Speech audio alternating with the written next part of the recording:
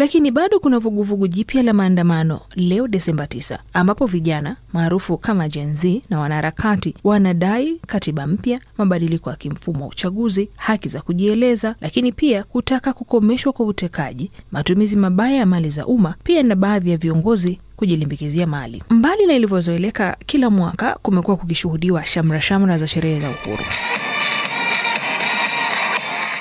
Lakini mwaka huu mambo yako tofauti. Rais wa Tanzania alielekeza fedha zote za sherehe za uhuru kukarabati mali za umma zilizoharibiwa katika vurugu na maandamano wakati na baada ya uchaguzi mkuu wa Oktoba 29 mwaka huu.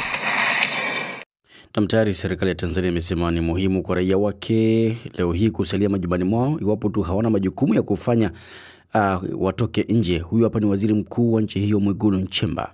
Serikali inawashauri wananchi wote ambao tarehe 9 Disemba 2025 hawatakuwa na dharura kuitumia siku hiyo kwa mapumziko, hivyo kusherehekea siku hiyo wakiwa nyumbani, isipokuwa kwa wale ambao majukumu yao ya kazi yanawataka kuwepo katika vituo vyao vya kazi kama ambavyo wataelekezwa na viongozi wao. Unavyofahamu na nilivyokuambia kwamba leo ni siku ya tarehe 9 Disemba ambapo Tanzania inaadhimisha miaka 64 tokea ilipojipatia uhuru wake, lakini naungana sasa moja kwa moja na Sami Awami, mwandishi wetu wa BBC ambaye yupo katika viunga vya Dar es Salaam. Tuambie hali ikoje Sami hapo ulipo?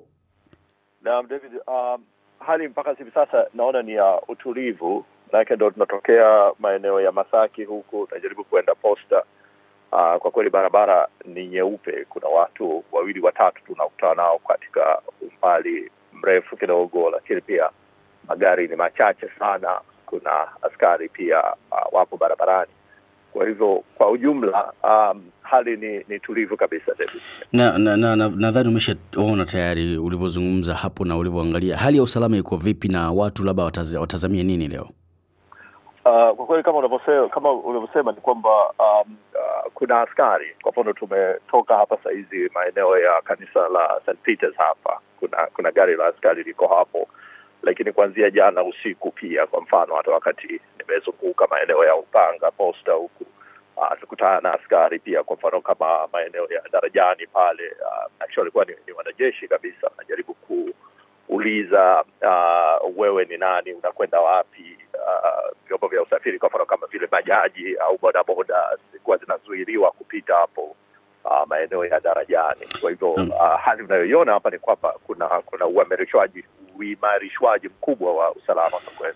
Bila shaka Sami Awami utaendelea kutufahamisha zaidi kwenye mitandao yetu ya BBC na matangazo ya Dira Dunia hapo jioni. Ni Sami Awami ambaye amekita kambi katika baadhi ya maeneo ya Dar es Salaam kuweza kufuatilia hali ilivyo leo.